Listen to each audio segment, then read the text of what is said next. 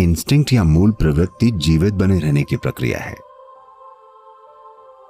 अपने आप को बचा कर रखने की एक मूल प्रवृत्ति या इंस्टिंक्ट होती है, जो कि हो सकता है कि आर्टिफिशियल परिस्थितियों में रहने की वजह से कमजोर पड़ गई हो। लेकिन अगर आप पलटकर फिर से प्रकृति में रहने लग जाएं, तो आप थोड़े ही समय में अपने अंदर एक अलग ही लेवल की इंस्टिंक्ट देखेंगे। तो इंस्टिंक्ट एक अलग पहलू है, इंट्यूशन या सहज ज्ञान एक अलग पहलू है। इंस्टिंक्ट भौतिक बोध का एक विशेष आयाम है। इंट्यूशन बोध नहीं है। इंट्यूशन बस गणना करने का एक अलग आयाम है। जानकारी वही है, लॉजिक से 1 2 3 4 5 स्टेप, इंट्यूशन से टॉक करके एक स्टेप में। ये बस यही है। So how to develop intuition? There are various methods. तो इंट्यूशन को कैसे विकसित किया जाए, इसके कई तरीके हैं। जो शांभवी महामुद्रा आप करते हैं वो निश्चित रूप से आपका इंट्यूशन बढ़ाती है, पर जानबूझकर इसे बढ़ाने की कोशिश मत कीजिएगा, नहीं तो आप अंदाजे लगाने लग जाएंगे। अंदाजा लगाना इंट्यूशन नहीं है। इंट्यूशन मतलब आपको बिल्कुल पता है, साफ पता है, इतना कि आप इस पर अपना जीवन दांव लगा सकते हैं।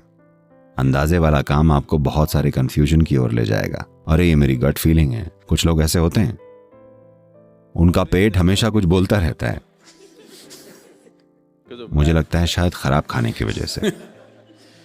तो इंट्यूशन को विकसित करने के कुछ खास तरीके मौजूद हैं। योग के कुछ खास सिस्टम हैं जिनका झुकाव पूरी तरह से बाईं ओर है। यहां मेरे साथ इस तरह के एक कार्यक्रम में आप जो योग सीख रहे हैं, हम राइट और लेफ्ट के बीच एक संतुलन लाना चाहते हैं, क्योंकि आप एक सामान्य जीवन जीना चाहते हैं। योग के कुछ ऐसे खास सिस्टम हैं जिनकी रुचि उसमें नहीं है जिसे आप सामान्य जिंदगी कहते हैं।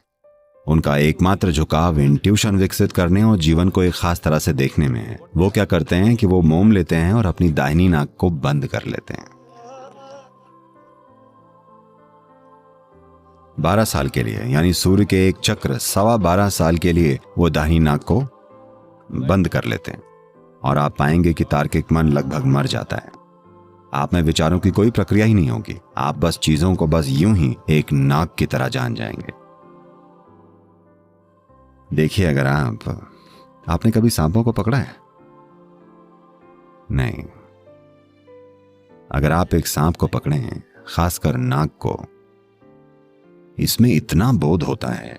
आप शिव के साथ नाग को इसीलिए देखते हैं क्योंकि एक समय पर हर योगी अपने साथ एक सांप रखता था। अभी कल ही कोई मुझे याद दिला रहा था कि कैसे मिडिल ईस्ट संस्कृति में, खासकर ईसाई रहस्यवाद में, वो लोगों को सांप जैसी छड़ी लिए हुए दिखाते हैं, क्योंकि मिडिल ईस्ट में उन्हें नाग नहीं मिल पाते थे। वो वैसी छड़ी बनाते थे या एक प्राकृतिक लकड़ी ढूंढ लेते थे जो नाग की तरह दिखती थी और उसको इस्तेमाल करने की कोशिश करते थे। आप मूसा को एक सांपनुमा छड़ी पकड़े हुए देखते हैं, और भी कई जगह हैं। लेकिन भारत में योगियों ने हमेशा अपने साथ एक जिंदा नाग रखा।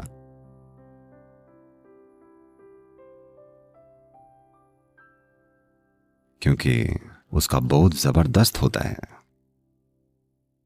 वो नाग जो यहां चामुंडी पर्वत पर रहता है, अगर कैलिफोर्निया में भूकंप आने वाला हो, अभी आया नहीं है, आने वाला है, अभी कुछ शुरू भी नहीं हुआ है, रिक्टर स्केल पर कुछ नहीं हो रहा है, लेकिन ये नाग अभी से अलग बर्ताव करने लगेगा।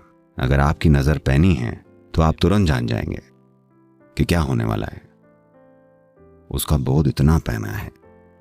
धरती के इरादे वो जानता है, जो हो रहा है वो नहीं, इरादे को वो पहले से जानता है। यही वो वजह है कि आप शिव को, नाग को यहां पर धारण किए देखते हैं। एक सरीसृप, एक रेंगने वाले प्राणी को उसे कम से कम नीचे रख सकते थे, वो उसे यहां रखते हैं क्योंकि शिव कह रहे हैं कि तुम मेरे बराबर हो। उनके 3 नेत्र हैं, हर संभव चीज वो देख रहे हैं, पर वो कह रहे हैं कि नाग और मैं बराबर हैं। अगर आप मुझे पूछते हैं तो आपको इसकी भी पूजा करनी पड़ेगी क्योंकि ये मेरे बराबर है। जितना मैं देखता हूं उतना ये भी देखता है। तो इसीलिए नाग इतना महत्वपूर्ण बन गया। अगर आप किसी योगी को एक नाग के साथ देखें, मुझे नहीं, कुछ दूसरी तरह के भी हैं जो मौजी मलंग हैं,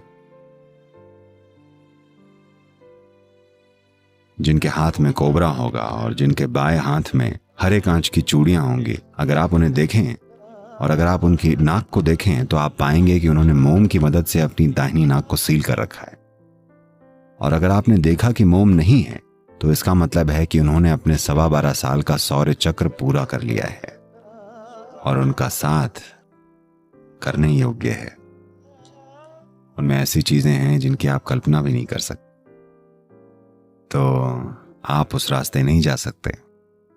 आप क्या कर सकते हैं कि The simple practice of Shambhavi definitely opens up that dimension. आप शांभवी का सरल अभ्यास करें जो निश्चित रूप से उस आयाम को खोलता है।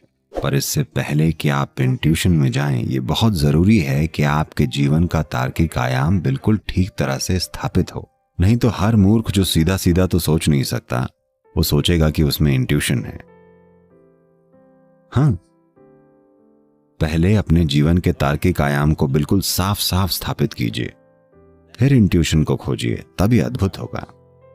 पर लॉजिक को स्थापित किए बिना अगर आप इंट्यूशन में जाने की कोशिश करेंगे तो आप बस कंफ्यूजन की दुनिया में चले जाएंगे।